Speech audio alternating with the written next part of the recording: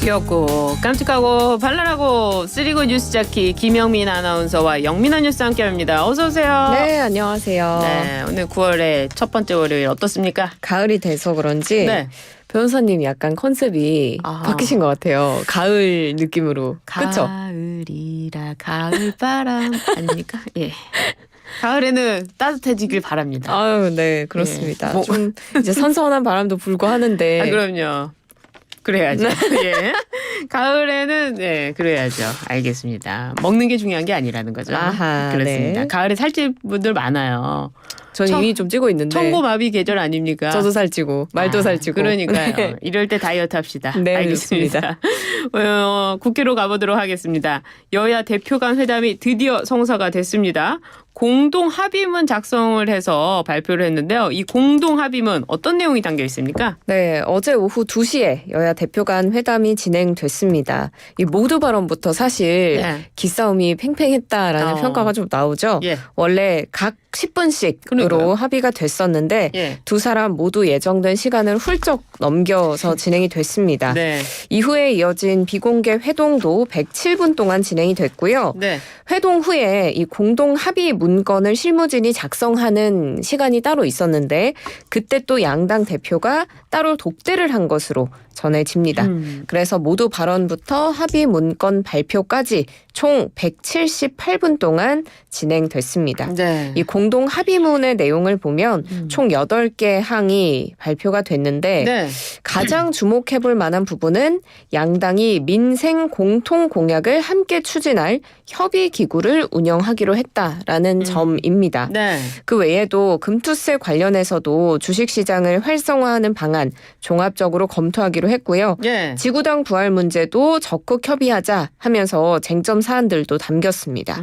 그리고 가계, 소상공인의 부채나 부담을 완화하기 위한 지원 방안을 강구하고 육아휴직 확대를 위한 입법과제 추진 등 이런 민생 문제까지도 논의가 됐습니다. 네.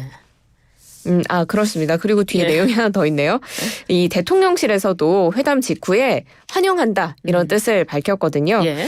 그렇지만 윤석열 대통령이 오늘 국회 개원식에는 국회가 정상화된 이후에 초대하는 게 맞다라면서 가지 않겠다는 입장을 밝혔거든요. 예. 이게 또 민주화 이후에 첫 불참 사례로 기록이 될 것으로 보입니다.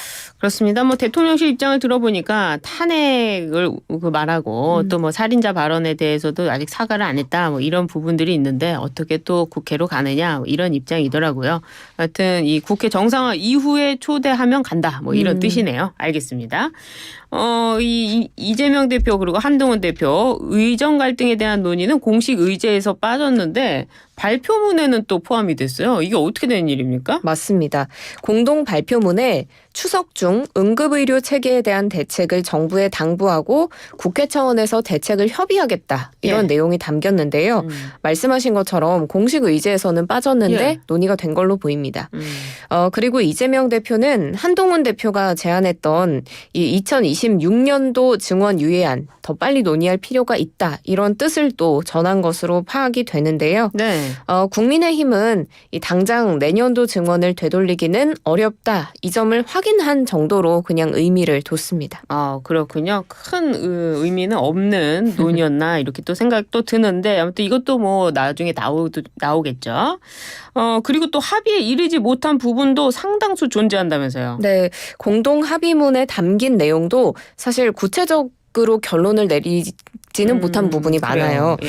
먼저 최상병 특검법의 경우에는 민주당이 제3자 추천 방식 한동훈 대표가 제안한 방식을 수용하겠다라면서 압박을 했지만 네. 국민의힘에서는 당내 의견 수렴이 더 필요하다라는 입장이라서 견해차를 좁히지 못했고요. 예. 또 이재명 대표가 지원했던 이재명 대표가 강조했던 민생회복지원금법 두고도 이 양당 대표의 의견 차이가 뚜렷하게 드러났습니다. 예. 금투세 폐지도 합의문에는 적히긴 했는데 네. 구체적인 합의까지 이르지 못했고요. 예. 지구당 부활 문제도 합의 까지 가지 못했고 예. 이 한동훈 대표가 회담 정례화도 제안을 했는데 이것도 구체적으로 못 박지는 못했습니다. 결론적으로 합의를 하지 못했다고 합의했다.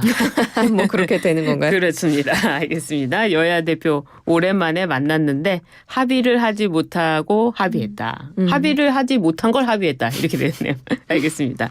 이재명 대표는 어제 회담 전 모두 발언에서 계엄에 대한 이야기를 했는데요. 이 계엄에 대한 이야기 구체적으로 어떤 겁니까? 네, 최근 계엄이 자꾸 이야기되고 있다. 예. 종전에 만들어졌던 계엄안을 보면 계엄 해제를 국회가 요구하는 걸 막기 위해 국회의원 계엄 선포와 동시에 체포 구금하겠다는 계획을 세웠다는 이야기도 있다. 네. 완벽한 독재 국가 아니냐? 이런 문제에 대해서도 더 심각하게 고민을 해봐야 된다. 이렇게 계엄 이야기를 한 거고요. 예.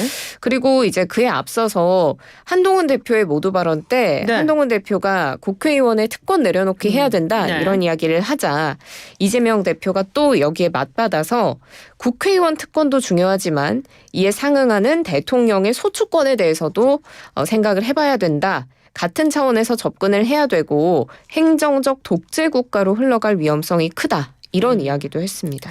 대통령실에서 즉각 반응이 나왔죠? 맞습니다. 정부에서 뭐 계엄을 선포하더라도 네. 국회에서 2분의 1 이상이면 바로 해제가 되는 거고 예. 하지도 않고 이루어질 수도 없는 계엄령을 계속 주장하는 건 거짓 정치 공세다. 라고 반발했습니다. 엄청난 비난과 역풍이 불 텐데 왜 계엄령을 선포하겠느냐. 상식선에선 있을 수 없는 일이다. 이렇게 강하게 반발했습니다. 그렇군요. 이 대통령실 반응까지 알아봤고요. 내일 인사청문회가 예정되어 있는 검찰총장 후보자, 바로 심우정 검찰총장 후보자죠. 야권에서는 심 후보자의 지명 배경에 김건희 여사 오빠와의 친분이 작용했다라고 보고 있는데요. 심 후보자는 전혀 사실과 다르다 이런 설명을 했습니다. 어떻습니까? 네, 심우정 후보자가 사면 답변을 통해서 네. 김건희 여사 오빠 김모 씨와의 인연에 대해서는 개인적 친분이 전혀 없다고 밝혔습니다. 그래서 일각에서는 자신의 지명에 김 씨의 영향이 있었다 이런 시각이 나오는 데 대해서 사실과 다르다라는 입장을 다시 한번 견지했고요. 네. 김 씨의 집을 방문한 적도 없고 방문해서 김 여사나 모친을 만난 적도 없고 현재도 연락하지 않고 있다라고 강조했습니다. 그리고 이 김 여사의 명품 가방 수수 의혹 사건 네. 수사 중에 사실 수사 방법에 대해서도 논란이 있었잖아요. 예. 거기에 대해서도 조사에 이른 경위나 당시의 상황을 알지 못해서 답변하기 어렵다라고 말을 아끼는 모습이었습니다. 그래요. 또 윤석열 대통령과의 친분 이거에 대해서도 입장이 있었습니까? 네, 같이 일을 한 적이 있어서 여기에 대한 질문도 있었는데 네. 서울중앙지검 형사 1부장 재직 때 약 3개월간 같이 근무한 걸 제외하고는 특별한 근무연이 없고 개인적 친분도 없다라고 선을 그었거든요. 법무부 기획조정실장 시절에 윤석열 검찰총장 징계에 반대한 바가 있는데 거기에 대해서는 적법 절차의 원리에 어긋난다고 판단해서 관련 결재를 거부한 사실이 있다라고 설명했습니다. 지금 일각에서는 한동훈 대표와의 불편한 관계 때문에 견제를 위해서 적합한 인물이다 이런 평가가 나온다라는 말이 있는데 네. 이것조차 사실이 아니다라고 못 박았습니다. 그래요. 또 청문회가 나오면 얘기가 나올 텐데 그때 또 전해주시고요. 이번엔 검찰 소식인데요. 문재인 전 대통령의 딸을 압수수색한 검찰이 영장에 문 전 대통령을 뇌물수수 피의자로 적시했습니다. 제3자 뇌물죄가 아니라 일반 뇌물죄인 것 같아요. 어떻습니까? 문재인 전 대통령의 딸 다혜 씨와 관련된 압수수색 영장에 말씀하신 것처럼 문 전 대통령이 뇌물수수 혐의 피의자로 적시가 된 것으로 파악됐습니다. 네. 이 혐의를 구체적으로 살펴보면 2018년 3월에 이 중소벤처기업진흥공단 이사장으로 이상직 전 국회의원을 임명합니다. 네. 그래서 그 대가로 문재인 전 대통령의 사위인 서모 씨가 타이 이스타젯에 채용이 됐다라고 검찰은 보고 있거든요. 네. 이 뇌물 액수까지도 살펴보면 예. 한 2억 2천만 원 정도로 검찰은 보고 있는데 당시 받았던 급여와 태국으로 갔을 때 이주비 등이 포함된 금액입니다. 예. 그런데 이 압수수색이 진행이 되고 나서 딸 다혜 씨가 글을 올립니다. 네. 그 돌 하필 왜 내가 맞았을까? 이런 취지의 글 그리고 창문이 깨진 듯한 네. 그런 사진과 함께 글을 올리면서 심경을 밝히기도 했습니다. 무슨 의미일까요?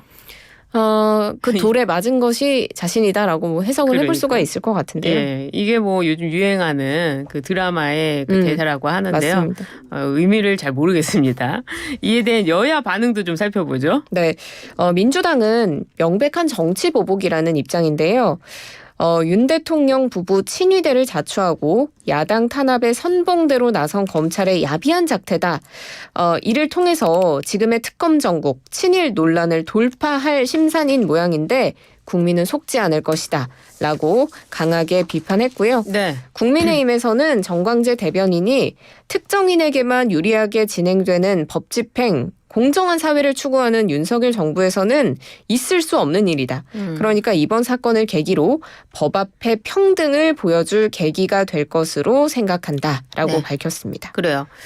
그런데 또 검찰의 태블릿 압수물을 두고 친문계와 검찰 간 진실 공방이라고 해야 될까요? 좀 공방이 오갔는데 어떤 겁니까? 네, 청와대에서 국정상황실장을 지냈던 윤건영 의원이 이 문재인 전 대통령 딸에 대한 압수수색이 먼지털이식 수사다라고 강하게 비판을 하면서 네. 이런 이야기를 합니다. 문 대통령의 초등학생 손자의 아이패드도 압수했다 이렇게 비판을 했는데요. 여기에 대해서 검찰이 즉각 반박했습니다. 네. 전주지검은 적법한 수사이고 일방적인 음해성 주장에 유감을 표한다고 밝혔습니다. 지금 필요한 한도 내에서 신중하게 수사를 하고 있고 또 지금 윤건영 의원이 이야기했던 이 초등학생 손자의 아이패드 압수한 적이 없는 물품이라고 아예 반대의 입장을 낸 겁니다. 그래요. 그 압수한 태블릿 PC는 다혜 씨의 이메일 등이 저장된 사건의 관련성이 인정된 다른 태블릿이다. 라고 해명했습니다. 압수물까지도 이렇게 공방이 되는 걸 보면 참 첨예하다 이런 생각도 드네요. 어쨌거나 뭐 수사가 진행되고 있으니까 또 수사 소식 나오면 전해드리기로 하고요. 오늘 영민한 뉴스 9월 첫 번째 월요일 정말 준비를 많이 하셨네요. 잘해야죠. 첫날인데. 그러게 말입니다. 하반기도 우리 화이팅 하고요. 아, 그럼요. 예, 청취자분들도 화이팅 하시기 바랍니다. 지금까지 영민한 뉴스의 김영민 아나운서였습니다. 감사합니다. 고맙습니다.